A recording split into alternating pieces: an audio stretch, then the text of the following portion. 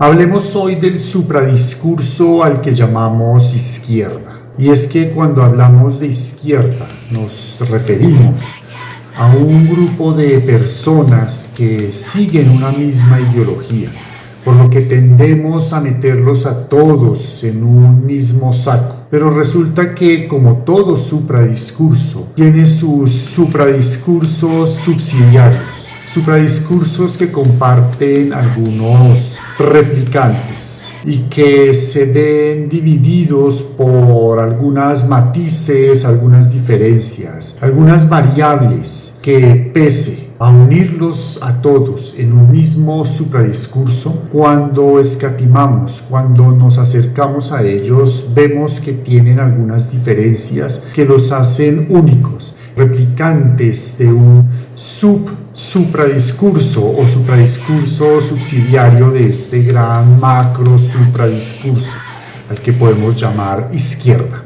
El primero de los tipos de izquierdistas o estereotipos de este discurso colectivo al que denominamos izquierda es el socialdemócrata. Y este es el típico izquierdista que toma como referencia para defender sus ideales a las famosas economías escandinavas. Este estereotipo no se cansa de hablar de Suecia, de Noruega, de Finlandia, y por lo general no sé por qué dejan atrás a Dinamarca, cuando este también es un país escandinavo, pero me imagino que es por el hecho de que se encuentra pegado o anexo a Alemania y no hace parte de la península escandinava. Pero bueno, digamos que de geografía aparte, este tipo de izquierdista le gusta referirse a estos países escandinavos como si fueran algo así como paraísos en la tierra, como si fueran lugares en donde su gente es absolutamente perfecta. Y es que vamos, parecen incluso ser algo así como los elfos de la Tierra Media, es decir, personas o sociedades, países que no pertenecen a nuestro mundo humano, contaminado por esta humanidad. Ellos están algo más allá, ellos parecen pertenecer a una especie, una raza superior. Y tratan a estas economías escandinavas como si fueran precisamente eso, paraísos en la tierra, oasis, sociedades perfectas, lugares en donde los altos árboles alumbrados emanan luz y donde sus sociedades perfectas ya alcanzaron el nirvana, ya alcanzaron el paraíso sobre la tierra. Para el socialdemócrata todo, absolutamente todo se consigue con el estado bienestar, es decir, necesitamos estados robustos, estados grandes, estados que sean grandes administradores de los recursos públicos. Luego, en esos estados pareciese que vivieran unos administradores élficos, unos seres suprahumanos, seres eternamente sabios, libres de toda corrupción, de toda bajeza humana. Son personas que por su perfección, que por ese grado majestuoso al que han llegado, consiguen administrar y anticiparse a todas las necesidades de su nación, de su país, a todas las necesidades de sus administrados. Y es así entonces como para el izquierdista socialdemócrata el estado bienestar es prácticamente la panacea, es el mundo perfecto con el que sueña. Y aunque en la teoría esto suena muy bien y los indicadores económicos de los países escandinavos les dan bastante razón para sostener sus tesis, sus argumentos, y se basan más en datos que en relatos, también es cierto que olvidan los matices oscuros de esta supuesta economía o sociedad perfecta. Y los omiten ya sea porque los ignoran o porque conociéndolos saben que lo mejor es callarlos para no debilitar su posición. Y es que, por ejemplo, son países que han conseguido precisamente su bienestar gracias a economías de mercado, de libre intercambio, de apropiación, de capitalismo duro y puro, pero al mismo tiempo son países que culturalmente digamos que han evolucionado a un grado en donde la corrupción, en donde la mala administración, en donde anteponer los intereses particulares como funcionario público a los intereses de la comunidad, pues se ha visto, o mejor dicho, ha recibido una pedagogía cultural bastante intensa, bastante histórica. Pero no es solo eso, sino que son países que pueden permitirse ese estado de bienestar perfecto y esos grandes, o mejor dicho, esas enormes sumas de inversión social, precisamente porque han escatimado en otras áreas, como por ejemplo en el sector de defensa, en el sector de desarrollo militar, en el sector de las armas. Y esto es así porque prácticamente han entregado toda su soberanía, o mejor dicho, toda su seguridad armada a los pactos con la OTAN, por ejemplo, o con la Unión Europea. Luego han podido ahorrarse impresionantes sumas de dinero, dependiendo única y exclusivamente de la intervención de la OTAN o de los Estados Unidos.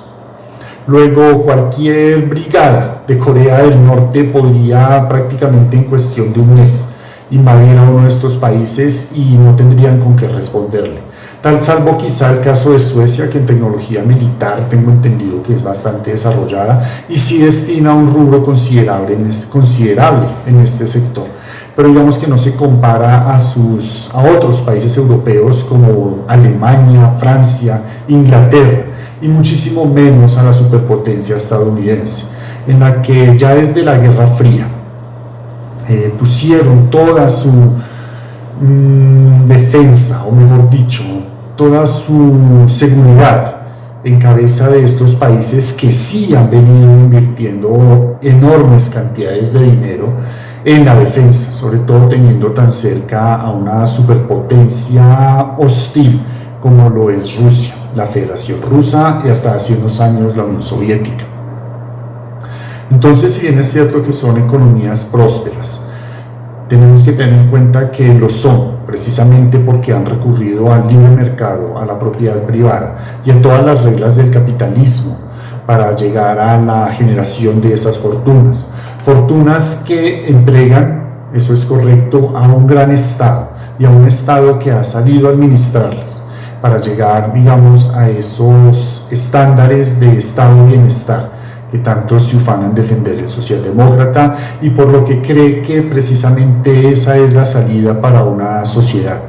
Pero, de nuevo, se quedan únicamente en el caso de una cultura que quizá por su historia, por sus antecedentes históricos, sociales, económicos, entre otros, se forjó precisamente para esto. Pero también pasan de largo el hecho de que son países que han entregado prácticamente toda su defensa, todo su sector defensa a otras potencias precisamente capitalistas, y que en cualquier momento, ante un ataque, ante una guerra convencional, son países que prácticamente tendrían que dejarse invadir y que opondrían una resistencia apenas mejor que la que podría suponer Luxemburgo o el Principado de Mónaco o de Andorra. Entonces el sacrificio es grande, han podido prosperar gracias a una paz que otros se han encargado de comprar por ellos. Y si bien es cierto que tienen índices de crecimiento y de desarrollo notables, también es cierto que ante una eventual invasión de una superpotencia como la hostil Rusia en este momento, en prácticamente 15 días podrían ver opacado todo lo que les ha tomado más de 80 años construir. Tenemos a otro tipo de izquierdista y este es el progresista. Y este estereotipo le encanta enfocarse en todo lo que tenga que ver con cultura, por encima de cualquier otra consideración. Para él lo más importante, la superestructura fundamental, es la cultural.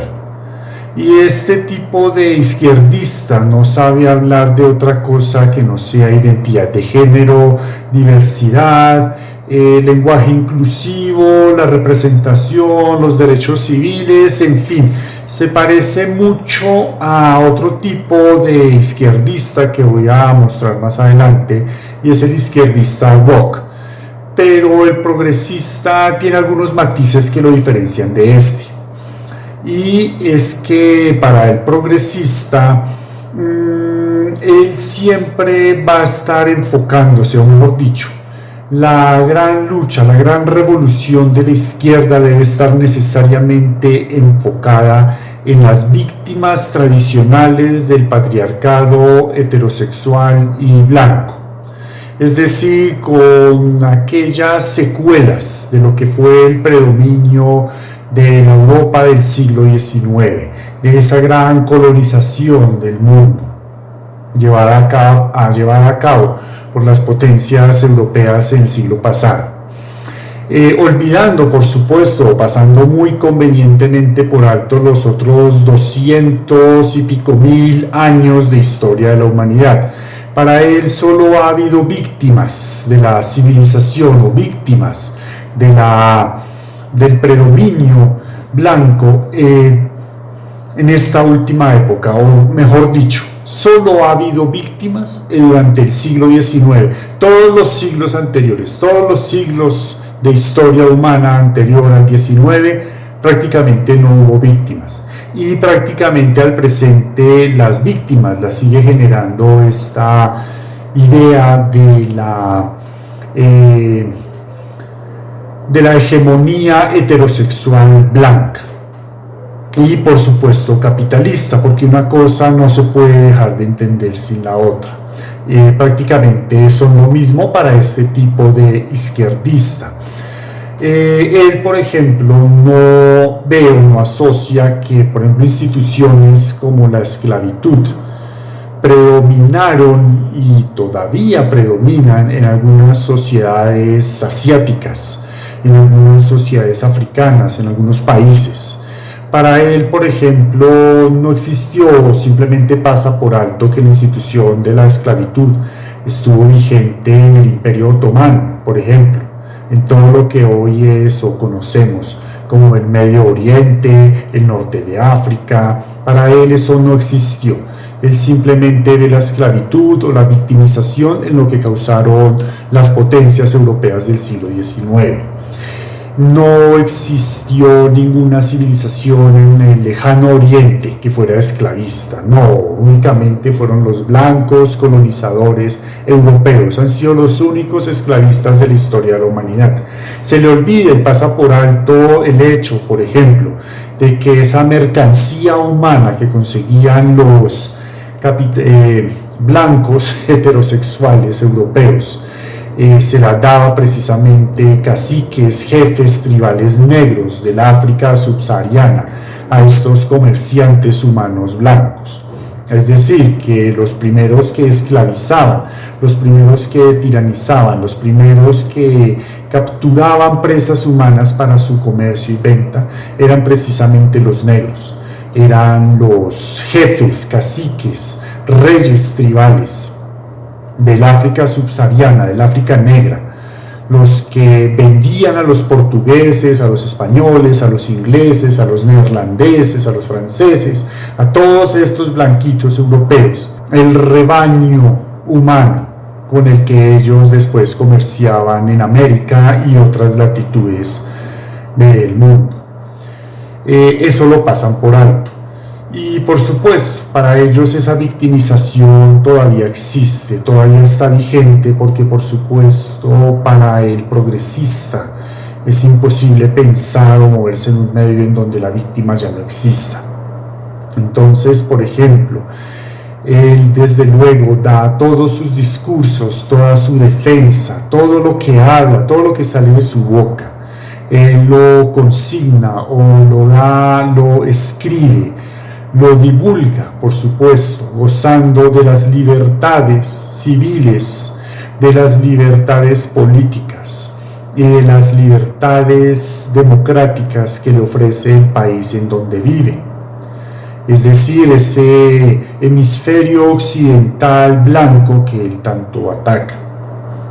Entonces, por ejemplo, él no cae en cuenta, o más bien prefiere hacerse el ciego y pasar por alto situaciones como que todo lo que dice jamás lo podría expresar en otras latitudes, en otros hemisferios, en ese sector oriental del mundo, en ese sector islámico, en el sector musulmán, en el sector asiático, en el sector africano, sobre todo el africano subsahariano, incluso en el África del Norte, en ese espacio del Magreb. Él jamás podía expresar ese tipo de ideas. Y a veces hasta se ufanan de que esas ideas, de que esos debates no existen en estos países, en estas sociedades. Pero lo que no cae en cuenta es que no se dan es precisamente porque son tabú, porque son ilegales, porque allí no los puedes dar. Si la corrección política, si el Estado, si el establishment de estas sociedades, por ejemplo de la República Popular China, que tanto se ufanan en defender, te escucha hablando sobre derechos civiles de la población LGTBQ más XYZ, simplemente te pudres en una cárcel, te vas a un reformatorio, eres un enemigo, eres un no deseable para ese Estado superior. Y lo mismo ocurre en todas esas latitudes. Si hablas de esto en las sociedades del Medio Oriente, que tanto se ufanan también en defender, salvo en Israel, pues te van a perseguir. No vas a poder darlas. El debate allí no sea simplemente porque está prohibido, pero ellos pasan por alto estas situaciones. Y desde luego, como su defensa es la cultura y su superestructura es la batalla cultural, son personas que evidentemente desconocen las nociones básicas de economía, de macroeconomía, de economía nacional. Para ellos eso no existe, para ellos eso es superfluo. La manera y forma como conseguimos nuestros medios, nuestra producción, lo que comemos, lo que nos vestimos, cómo suplimos materialmente nuestras necesidades, para este tipo de izquierdista eso es superficial, porque donde hay que dar la lucha es en la cultura, es en el discurso. Y por eso obvian datos, prefieren el relato antes que el dato. Y para él, por supuesto, el dato que no le conviene siempre es un dato que está alterado, que ha sido manipulado. Tienen una teoría conspiranoide montada alrededor del dato que no les conviene. Solo se acomodan al dato que en algún momento, por alguna casualidad, muchas veces mal leído, mal interpretado, concuerda con su discurso.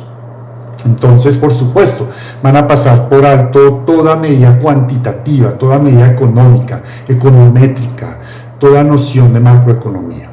Este es entonces el estereotipo del izquierdista progresista. El siguiente tipo o estereotipo de izquierdista es lo que he dado a llamar como el socialista de la vieja escuela. Y es que para este tipo de izquierdista la revolución obrera y la dictadura del capitalismo están ya ahí por fin, a la vuelta de la esquina. Su llegada es inminente. Y por supuesto, como su mentor Marx, está a la espera de que en cualquier momento un titular de los diarios que todo el tiempo está consultando, mencione por fin el final del capitalismo. Y así entonces este tipo de socialista, cada vez que repasa los diarios, está pendiente de que cualquier estornudo en la bolsa de Wall Street, en la de Londres, en la de París, en la de Tokio, o incluso, ¿por qué no?, en la de Bogotá, anuncie por fin la ruina y caída del bestial y explotador capitalismo. Entonces, cualquier baja en la criptomoneda, él inmediatamente lo interpreta: ahí comenzó, aquí empieza la ruina del capitalismo. Se sabía que este sistema no podía durar por siempre, que iba a caer por su propio peso, por su propia ósmosis se iba a caer. Es que es inminente, esto ya lo predijo Marx, lo predijo Engels, lo predijo la ciencia económica, que de ciencia no tiene mucho. Si leemos y nos atenemos, por supuesto, a Marx, Engels y compañía. Entonces, para él es ese clasicismo en la teoría económica marxista, y ya está a la espera del amanecer dorado en el que las clases trabajadoras por fin tomarán el poder. Él todavía no se ha dado cuenta que, por ejemplo, en las principales economías capitalistas, en las más desarrolladas, en las más avanzadas, en las más capitalistas, ya la clase obrera prácticamente es inexistente. Y el 80 y tanto por ciento de los PIBs de estas economías se deben al rubro de los servicios. Ya la clase obrera, esa tradicional personaje con una boina, con un overol, con un martillo al hombro, ya no existe, ya por lo menos no se ve en estos países de economías tan desarrolladas, tan avanzadas, tan ricas, tan pudientes gracias a este explotador y horrible capitalismo. Esa clase trabajadora cada vez es menor e incluso ya en los países ya no se les dice subdesarrollados, sino en vías de desarrollo. También esto es un fenómeno con tendencia a la baja. Cada vez el sindicalismo tiene menos representatividad, menos fuerza política, menos poder de convocatoria, menos poder de coerción al Estado.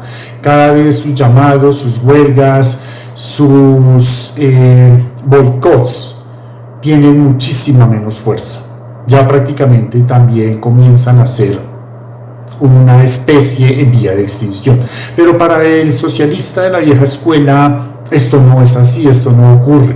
Los trabajadores simplemente tal vez han mutado, tal vez están ahí, pero han sido invisibilizados por ese sistema represor, pero ellos están, y así sea con un pequeñísimo sindicato de 50 personas, ahí puede estar el nicho de la revolución, y puede que esos pequeños o pocos 50 trabajadores sindicalizados por fin consigan abrirle la mente, abrir la vista a todos los demás trabajadores, así no sean proletarios, y consigan finalmente la revolución, o simplemente basado nuevamente en la ciencia económica formulada por Marx y su cofinanciador Engels, a quien a su vez cofinanciaba a su padre, porque él tampoco por sus propios medios pudo conseguir nada. El capitalismo va a caer por su propio peso. Entonces muchas veces, o mejor dicho, el hecho de que la clase obrera ya no exista o sea un animal extinto o esté en clara tendencia a la baja, no importa, porque el capitalismo va a caer por su propio peso, él mismo se va a extinguir. Y por tanto, el socialista de la vieja escuela se olvida, una frase mía, digamos, de mi elaboración, y es siguiendo la primera ley de la termodinámica, y es que el capitalismo no se crea ni se destruye, simplemente se transforma. Es como la energía misma que mueve e impulsa al ser humano y a la sociedad. Es decir, el capitalismo sigue las mismas normas de conservación, las mismas leyes de conservación de la energía, porque el capitalismo es una energía. Pero bueno, esto el socialista de la vieja escuela no lo ve, él se sigue basando en el capital, en la ciencia económica marxista. El siguiente tipo o estereotipo de izquierdista del que voy a hablar hoy es el académico. Y este es el típico profesor, catedrático, intelectual, investigador de universidad pública, de instituto, de entidad o de centro público. Y siempre lo vamos a ver en un espacio público. Y por supuesto, él defiende lo público porque es que es lo público lo que le da de comer. Por tanto, él no defiende lo público por una verdadera y loaz convicción intelectual, sino simplemente lo hace por una conveniencia, porque eso es lo que lo sustenta.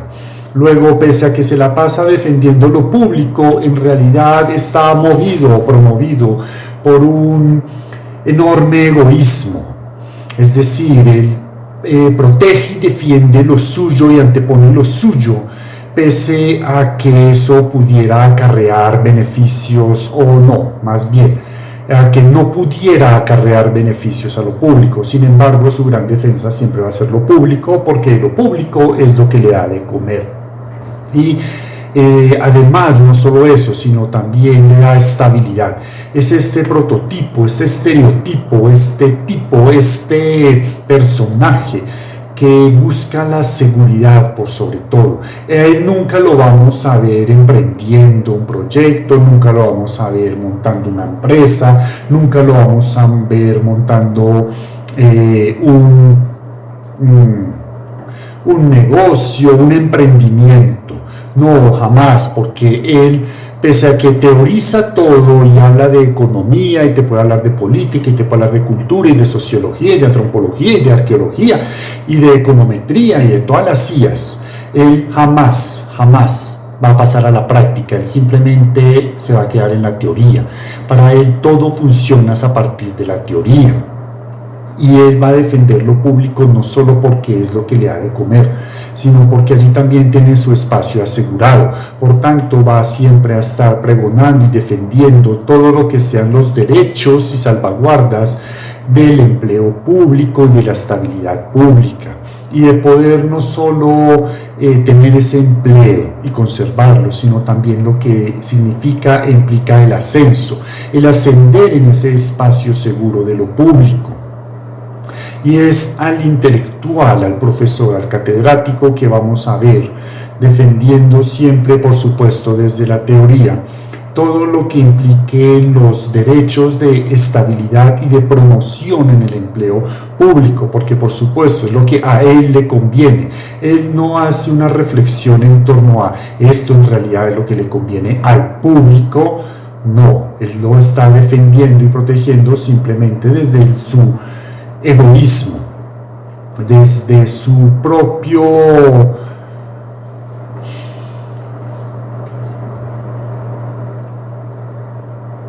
desde lo que a él le conviene, pese a que habla y se enerva hablando y siempre defendiendo de lo público. Y como vemos, también es un experto de la teoría. Ya vimos que él nunca va a montar una empresa, pero eso sí se las sabe todas sobre las empresas y lo malvadas que son y cómo explotan al trabajador y cómo deberían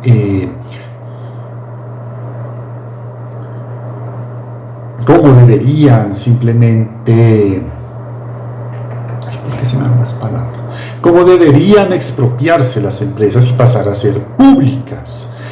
Pero por supuesto, él jamás ha administrado una empresa, no sabe lo que es contratar un empleado, él no sabe lo que es lidiar con un empleado, él no sabe lo que es cuando un empleado de pronto está fallando, cuando un empleado no está cumpliendo con su parte de ese contrato laboral. No, por supuesto, él jamás ha lidiado con eso. Luego él está en la realidad, está cegado en la practicidad. Él jamás ve lo que es la práctica. Para él todo es la teoría. Para él no existe nada más allá de sus libros. Y por supuesto son libros seleccionados, porque él no va a irse o a escoger, a contaminarse de lecturas fachas, de lecturas fascistas, de lecturas capitalistas, de lecturas que le hablen de una realidad económica en la que a través del capitalismo es que se consigue el desarrollo, el progreso y la producción. No, eso no existe. Para él únicamente es la teoría aprobada que defienda lo público, que defienda sus propios intereses. Esa economía, esa ciencia marxista es lo único que él va a leer. Entonces es una persona que en realidad tiene una venda, o mejor dicho, que tiene una venda en los ojos, porque solo lee la teoría y solo lee una teoría selecta, una teoría que compagine y que articule, que esté en armonía y que postule, que defienda lo que él mismo defiende, y es lo público. Entonces este es el estereotipo que más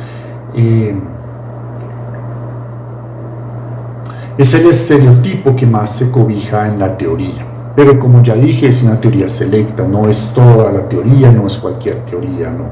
Entonces resulta ser un ser que, pese a que se ufana, pese a que habla, de tener un gran conocimiento, una gran carrera y un gran rigor científico y académico. En realidad está sesgado, absolutamente sesgado. Y no solo porque no ha salido al mundo real, no se ha enfrentado a lo que es conseguir en realidad un empleo, mucho menos a lo que es en realidad sostener una empresa o administrarla, a lo que es proyectar un emprendimiento, mantenerlo y sostenerlo.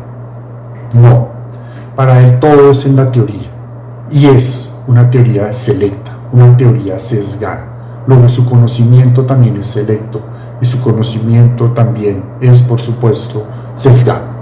Existen, por supuesto, muchos más estereotipos y tipos, personalidades, tendencias dentro de la izquierda, pero ya, digamos que no calculé que el video fuera a durar tanto y apenas he presentado 4 de estos tipos de izquierda.